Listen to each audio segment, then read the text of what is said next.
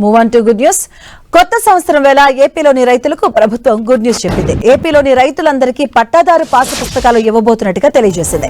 గతంలోనే దీనికి సంబంధించిన నమూనాలను విడుదల చేయగా ఎప్పటి నుంచి కొత్తవి పంపిణీ చేస్తారో అన్న దానిపై క్లారిటీ రాలేదు.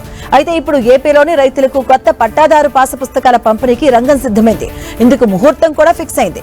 ఇవాటి నుంచే రాష్ట్రంలోని రైతులందరికీ కొత్త పట్టాదారు పాసు పుస్తకాలు పంపిణీ చేయబోతున్నారు. రెవెన్యూ శాఖ మంత్రి అనగాని సత్యప్రసాద్ ఈ విషయాన్ని వెల్లడించారు.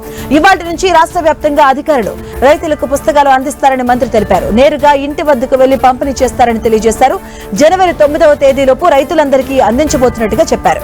ఉచితంగా కొత్త వాటిని అందిస్తామని, ఇందుకు ఎలాంటి ఫీజులో చెల్లించాల్సిన అవసరం లేదన్నారు. భూముల రీసర్వే పూర్తయిన గ్రామాల్లో కూడా ఉచితంగా పంపిణీ చేయబోతున్నట్టుగా అనగాని సత్యప్రసాద్ తెలియజేశారు.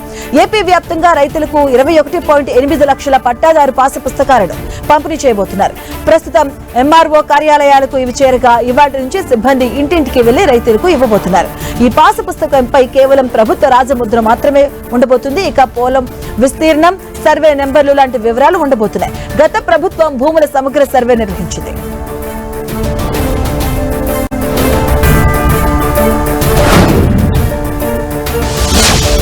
వాహనదారులకు కేంద్రం గుడ్ న్యూస్ చెప్పింది. ఫాస్ట్ ట్యాగ్ యూజర్లకు ఊరట కల్పిస్తూ నిర్ణయం తీసుకుంది. ఈ మేరకు జాతీయ రహదారుల ప్రాధికారిక సంస్థ కీలక నిర్ణయం తీసుకుంది. కార్లు, జీప్లు, వ్యాన్లకు కొత్తగా జారీ చేసే ఫాస్ట్ ట్యాగ్లకు నో యువర్ వెహికల్ ప్రక్రియను విడుదల చేసింది, నిలుపుదల చేసింది. ఫిబ్రవరి 1 నుంచి ఈ నిబంధన అమల్లోకి వస్తుందని తెలియజేసింది. దీనివల్ల లక్షలాది మంది యూజర్లకు ప్రయోజనం చేకూరబోతుంది. వాహనానికి సంబంధించిన అన్ని పత్రాలు ఉన్నప్పటికీ కేవైపీ ప్రక్రియ కారణంగా ఫాస్ట్ ట్యాగ్ యాక్టివేషన్ లో జాప్యం జరుగుతున్నట్టుగా గుర్తించిన ఈ నిబంధనను తొలగించింది. ఇప్పటికే కార్లకు జారీ చేసిన ఫాస్ట్ ట్యాగ్లకు కూడా కేవైవీ అవసరం లేదని జాతీయ రహదారుల ప్రాధికారిక సంస్థ స్పష్టం చేసింది.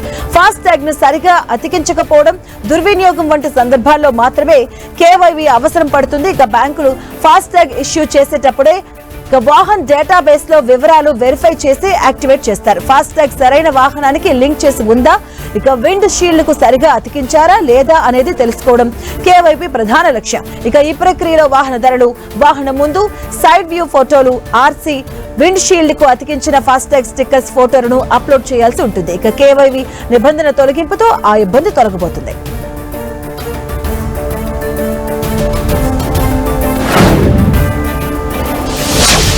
రైలు ప్రయాణికులకు గుడ్ న్యూస్. త్వరలోనే వందే భారత్ స్లీపర్ రైలు అందుబాటులోకి రాబోతున్నాయి. దీనికి సంబంధించిన రైల్వే శాఖ మంత్రి అశ్విని వైష్ణవ్ కీలక ప్రకటన చేశారు. తొలి రైలు కోల్కతా గౌహతి మధ్య అందుబాటులోకి రాబోతున్నట్టు చెప్పారు. ప్రధానమంత్రి నరేంద్ర మోదీ చేతుల మీదుగా త్వరలో ప్రారంభం కాబోతుందని చెప్పారు.